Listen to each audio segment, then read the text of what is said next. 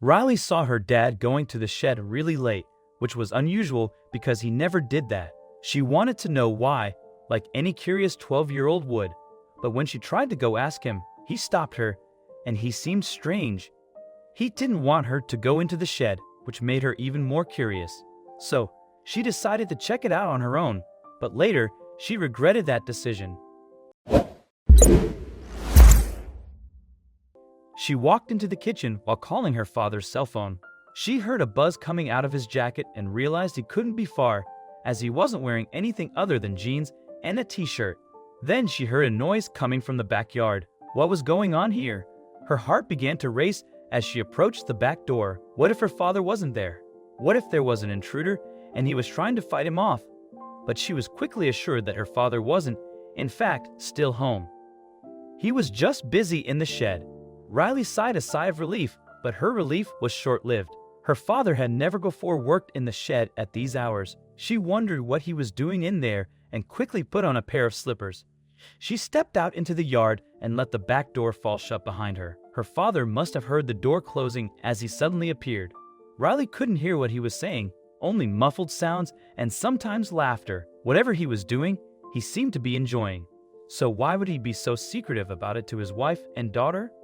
Riley was about to knock on the door and confront her father when he suddenly stopped talking, and another sound echoed through the walls.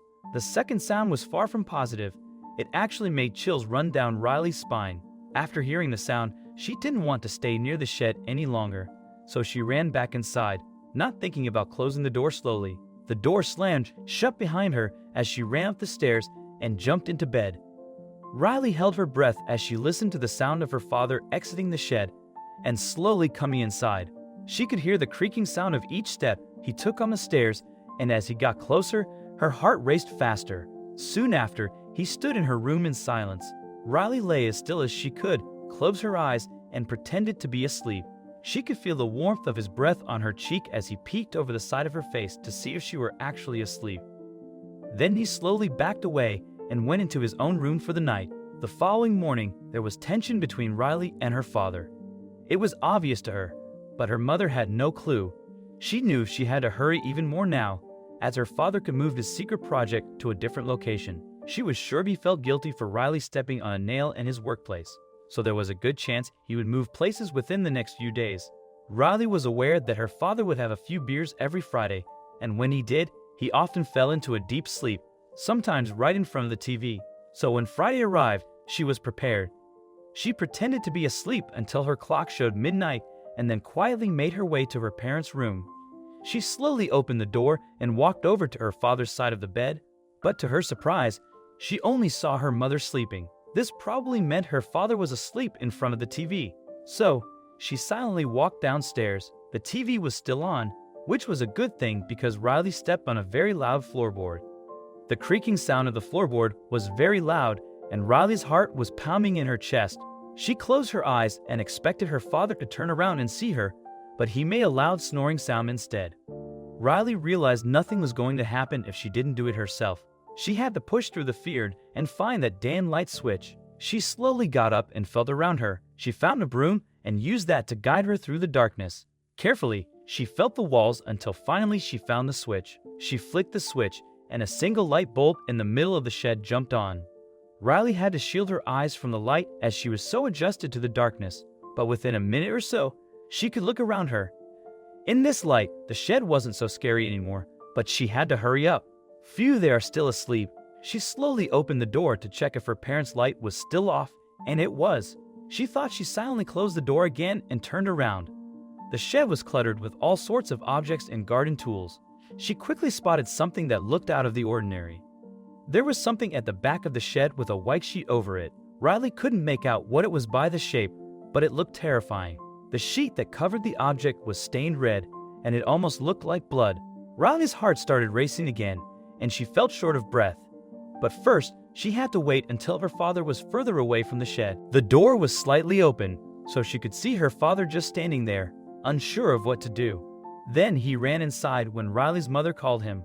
Riley quickly got up and wanted to walk away, but caught a glimpse of the white sheet in the corner of her eye. No, she was so close. Was she really going to let this perfect opportunity go and go back to square one, she thought.